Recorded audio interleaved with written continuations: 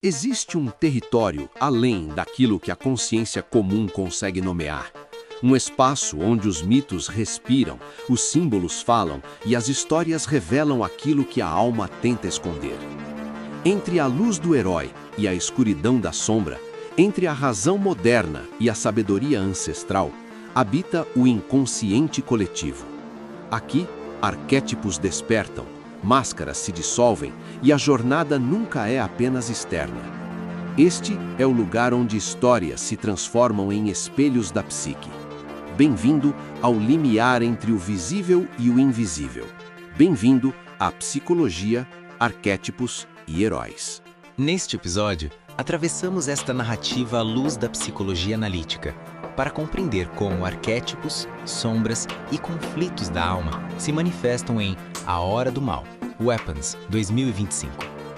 Hoje, conheceremos a história de uma professora, suspensa dentro de uma madrugada que parece ter sido rasgada do mundo, em que uma ausência coletiva é confrontada por uma força que não pede permissão para existir. Apenas acontece. Onde a normalidade se desfaz em inquietação e o cotidiano se curva diante de um chamado obscuro, como se algo antigo tivesse encontrado, enfim, uma brecha para atravessar. Mas antes que isto se cumprisse, houve um instante esquecido. Voltemos ao ponto onde nada parecia definitivo. Há alguns detalhes que não foram revelados. Justin Gandy leciona para uma turma da terceira série em Maybrook, Pensilvânia, enquanto a madrugada parece se comprimir sobre as casas como um peito pesado. Às 2h17, 17 crianças saem correndo de suas camas, e as ruas, frias e tensas, parecem empurrá-las adiante como se o próprio ar tivesse mãos. Apenas Alex Lilly permanece. A câmera desliza em plano lento pelas fachadas adormecidas, aproximando-se da hora exata como se o tempo fosse uma lâmina prestes a cair.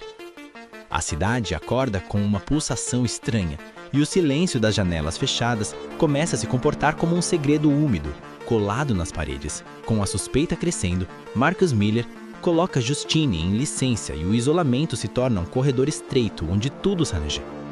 Justine recai no alcoolismo e sua vida parece escorregar como vidro molhado.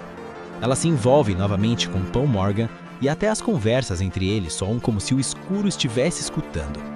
A câmera se aproxima em um enquadramento fechado, capturando os rostos como se cada palavra fosse dita dentro de um aquário sufocante.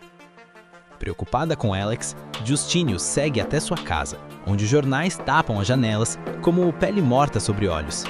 Dentro, os pais do menino permanecem imóveis e o ambiente parece respirar devagar, como se guardasse algo preso no fundo. Justine insiste para que Marcus faça uma verificação, mas nada se revela. Mais tarde, ela adormece no carro e o interior do veículo parece se fechar ao redor dela com uma pressão lenta. A câmera permanece suspensa sobre o vidro embaçado, como se observasse de fora um corpo cercado por uma noite viva. A mãe de Alex surge da noite como se tivesse sido expelida pela própria escuridão. Entra no carro e corta uma mecha de cabelo de Justine. O gesto fica suspenso no ar como uma lâmina invisível, e o frio parece se agarrar à nuca dela mesmo depois. Archer Graff, pai de Matthew, inicia sua própria busca, enquanto as imagens das câmeras parecem tremular com o sentido oculto, como se os caminhos gravados fossem trilhas abertas dentro de um labirinto que não quer ser decifrado. Archer e Justine passam a sonhar com as crianças e com uma mulher idosa de maquiagem de palhaço. E esses sonhos se espalham como mofo por dentro da mente, deixando um gosto de presságio que não se dissolve ao amanhecer. A câmera executa um corte brusco entre o sonho e o rosto desperto, como se a realidade fosse apenas uma continuação mal disfarçada. Em patrulha, Paul prende James, um andarilho viciado, e a rua ao redor parece endurecer como uma garganta fechada. Quando Paul se fere com uma seringa, a raiva nele explode e o espaço do carro policial parece vibrar com a violência registrada. A câmera treme em um movimento curto e nervoso, acompanhando a agressão como se o próprio quadro estivesse contaminado. Ele solta James ao perceber a gravação, e James invade a casa de Alex, onde o porão parece exalar uma umidade espessa, como um pulmão enterrado. Lá embaixo, as crianças e os pais estão catatônicos, imóveis como se a própria vida tivesse sido sugada para dentro das tábuas.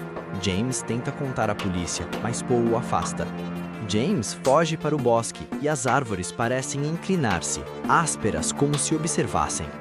Ele avista a mulher de maquiagem e se esconde em sua barraca, mas até o tecido parece frágil demais contra a intenção que o cerca. Capturado por Paul, ele revela onde estão as crianças. Paul dirige até a casa de Alex, deixando James algemado no carro enquanto o tempo se arrasta como um animal ferido. A câmera acompanha o carro em traveling silencioso, como se a estrada fosse um corredor conduzindo inevitavelmente ao centro do feitiço. Horas depois, Paul retorna e arrasta James para dentro como se a casa tivesse aberto a boca. Marcus é visitado na escola por Gladys, que se apresenta como tia de Alex. Os corredores parecem longos demais e o ar carrega uma eletricidade surda. Gladys vai até a casa de Marcus e Terry e realiza um ritual com fita e mechas de cabelo, e o ambiente parece se contrair, como se as paredes estivessem sendo costuradas por dentro. Marcus é enfeitiçado, mata Terry e passa a perseguir Justine, enquanto a cidade parece empurrá-lo adiante como um corpo sem vontade. A câmera gira lentamente ao redor de Gladys, como se o espaço fosse puxado para dentro do círculo que ela traça. Marcus ataca Justine em um posto de gasolina e as luzes frias do local parecem tremer como dentes expostos. Ele é atropelado fatalmente e o impacto ecoa como um golpe que o próprio destino desfere. Archer então se desculpa e compartilha suas descobertas.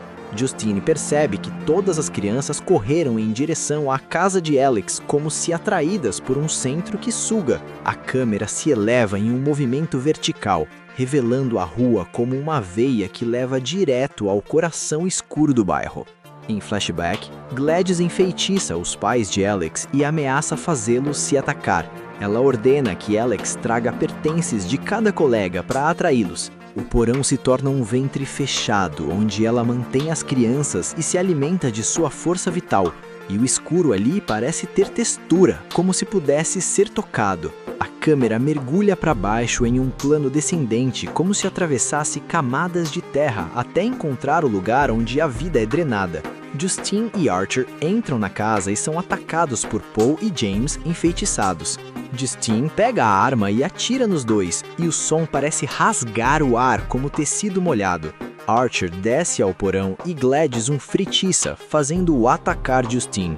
Alex então escapa do controle e replica o feitiço usando um fio de cabelo da peruca de Gladys, como se arrancasse o nó central de Moteia.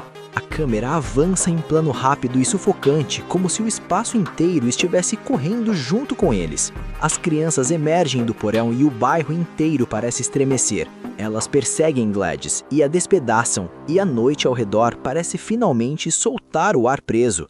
Com a morte dela, o feitiço se desfaz e as vítimas são libertadas. Alex deixa a cidade para viver com outra tia, e algumas crianças começam a falar enquanto Maybrook permanece como um lugar onde as paredes ainda lembram. A câmera se afasta em um lento recuo, deixando a cidade pequena, mas ainda pulsando como uma cicatriz que nunca fecha. Mas há uma dimensão psicológica ainda não tocada, onde os ecos da psique sussurram e os espaços falam antes das palavras. Em Maybrook, o desaparecimento das crianças às 2h17 não se reduz a um evento isolado, mas se ergue como um sinal antigo, como se o inconsciente coletivo abrisse uma fresta discreta no cotidiano e deixasse escapar padrões universais que atravessam gerações, arrastando a cidade para um limiar onde o familiar já não oferece abrigo. Gladys se apresenta como a manifestação do arquétipo da velha feiticeira, não apenas pela estranheza de seus gestos, mas pela maneira como transforma cuidado em domínio e presença em captura. Sua influência espalha consequências concretas. Ela corrói laços, distorce escolhas e conduz todos para uma região onde a vontade parece já não pertencer inteiramente a quem a carrega. Em Justin Gandhi, a escuridão da sombra se revela no choque entre fragilidade e insistência, entre a recaída e o impulso de compreender. Seu isolamento, sua culpa e sua obstinação mostram um conflito interno que se torna visível em ações, como se ela fosse empurrada a encarar aquilo que preferiria manter enterrado, e cada passo a aproximasse mais de uma verdade que fere. Archer Graff, consumido pela ausência de Matthew, é tomado por uma força semelhante. A dor se converte em obsessão, e sua busca deixa de ser apenas investigação, tornando-se descida íntima. Ele caminha como alguém que tenta arrancar sentido do absurdo, e nessa travessia, a perda não é só perda, mas um chamado para encarar o vazio que se abre quando o mundo falha em proteger. A ampliação simbólica encontra em Hecate, guardião dos limiares, o mito que ecoa dentro de Glédes. Hecate habita portas, encruzilhadas e passagens entre mundos, presidindo aquilo que não pertence nem ao dia nem à noite. Assim, Glédes se instala exatamente nesse ponto suspenso, entre a infância e o abismo, entre a casa e o porão, entre o que parece humano e o que se alimenta do invisível. Como Hecate, ela governa o instante em que alguém atravessa sem perceber que já não pode retornar intacto. Em Alex Lilly, o arquétipo do anti-herói desperta de forma inquietante, pois ele não surge como salvador luminoso, mas como menino aprisionado no centro do feitiço, compelido primeiro a obedecer e depois a romper. Sua função simbólica não é a pureza do triunfo, mas a ambiguidade de revelar que a libertação às vezes nasce do mesmo lugar onde a prisão foi construída. E os espaços de Maybrook, casas seladas, porões imóveis, ruas onde a madrugada parece suspensa, tornam-se expressões do inconsciente profundo e desconhecido. As cores da normalidade se contaminam, os sons parecem carregar presságios, e a cidade inteira assume a textura de um rito involuntário, como se respirasse um segredo anterior às palavras. Se a infância pode ser atraída como oferenda para dentro da escuridão, que espécie de futuro permanece quando até o lar é apenas outra porta para o indizível? Psicologia, arquétipos e heróis. Você ouviu Como a Psicologia Analítica Interpretaria A Hora do Mal, Weapons, 2025.